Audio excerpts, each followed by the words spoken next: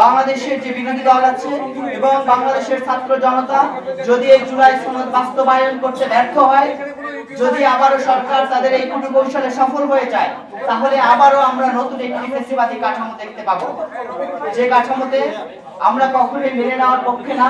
আমরা মনে করি বাংলাদেশের শিক্ষার্থী সমাজ কখনোই এটা মেনে নেবে না এবং আবারও আমাদের সকল সামর্থ্যের আলোকে আমরা আমাদের জুলাই সনদ বাস্তবায়ন সহ আমাদের যে দাবিগুলো ছিল এগুলো বাস্তবায়নের জন্য আমরা আমাদের সর্বোচ্চ প্রচেষ্টা অব্যাহত রাখবো ইনশাআল্লাহ।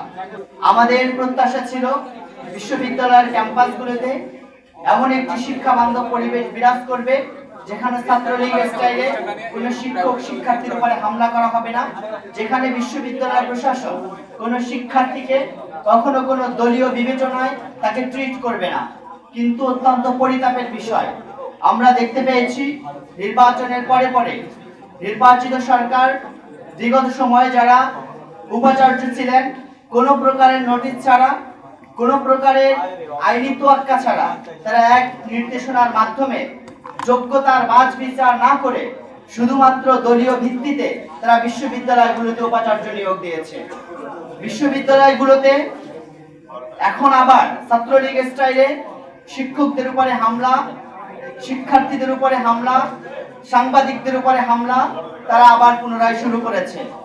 আমাদের প্রত্যাশা ছিল জুলাই সনদ বাস্তবায়নের মাধ্যমে আমরা এই সমস্ত অপসংস্কৃতি এবং ফ্যাসিবাদী সরকার কাঠামো থেকে আমরা নিষ্কৃত পাব।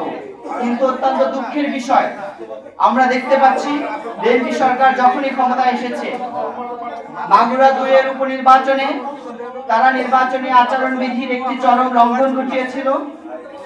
আমরা আবারও দেখতে পাচ্ছি যে গণভোটের মাধ্যমে তারা তাদের সরকার ব্যবস্থাকে বৈধতা দিয়েছিল, সেই গণভোটের বিপক্ষে তারা অবস্থান করেছিল। যে তত্ত্বাবধায়ক সরকারের মাধ্যমে ক্ষমতায় তারা দৃঢ় করেছিল, সেই তত্ত্বাবধায়ক ব্যবস্থার আবার তারা বিপক্ষে অবস্থান করেছে।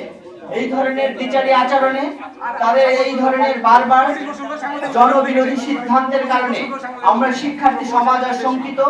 আমরা মনে করছি বাংলাদেশের যে বিরোধী দল আছে এবং বাংলাদেশের ছাত্র জনতা যদি এই জুলাই সনদ বাস্তবায়ন করতে ব্যর্থ হয়, যদি আবারও সরকার তাদের এই কূটকৌশলে সফল হয়ে যায়, তাহলে আবারও আমরা নতুন একটি ফ্যাসিবাদী কাঠামো দেখতে পাবো, যে কাঠামোতে আমরা কখনোই মেনে নেওয়ার পক্ষে না।